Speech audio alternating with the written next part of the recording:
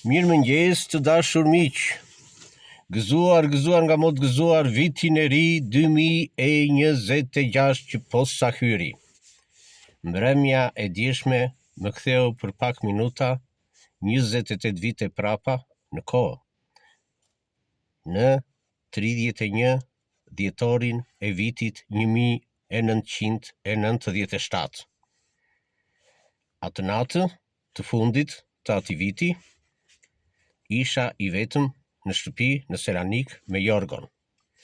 Kam shkruar një fragment të vogël në librin me shkrime dhe kujtime e megjithatë jetojmë. Po e lexoj. Kur ora i pati 3 akrepat të bashkuar në 12-ta, tha me një zëri me Jorgon: "Gëzuar." U puthëm e përqafuam e hapëm dritaren për të parë fishek zjarret. Iku 1997. Mirë beri që iku, e shumë u vonua në ikjen e saj, sikur të kish shikur që të nesërmen e ardhjes, ne shqiptar do ta pranoni me kënaqësi shpejtësinë e kalimit të një vit jete brenda një dite.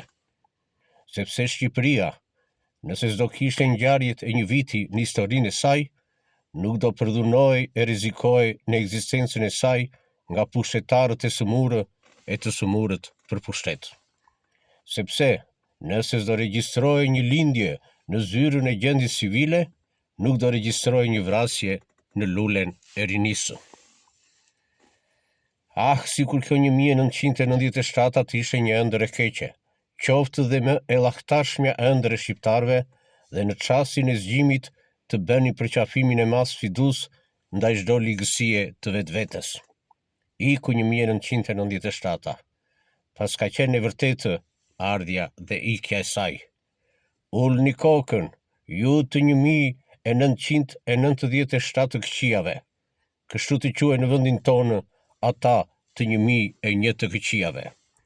Ulni kokën e mos na çani kokën me dërdëllisjet kongresiane alla komuniste, të gatuara e çorbuara nga e njëjta menu kuzhine bastardësh. Uroni o njerëz, iku 1997, përgjigjuni një zëri o njerëz, vërtet iku. Dhe mos ardhë kur. Nga më të gëzuar, shëndet, mbarësi, prosperitet.